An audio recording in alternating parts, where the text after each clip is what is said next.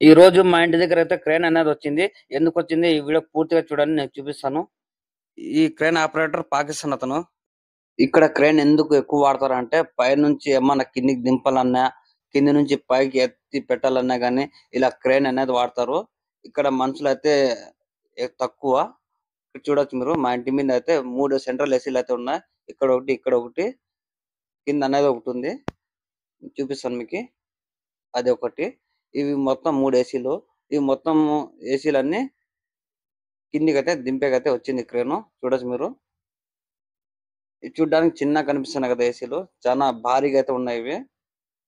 అందుకని ఇలా క్రేన్ సహాయంతో కిందికి దింపేస్తున్నారు.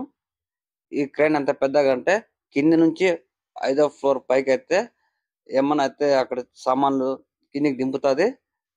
కింది నుంచి పైకనేది తీసుకెళ్తాది. అంత పెద్ద క్రేన్ ఇది.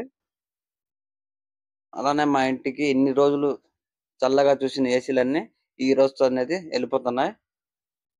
Tata, bye bye. Next time కలుద్దాం. ఈ ఈ ఏసీలు సెంట్రల్ ఏసీలు చానా కాస్ట్ ఎక్కువ కువైట్‌లో.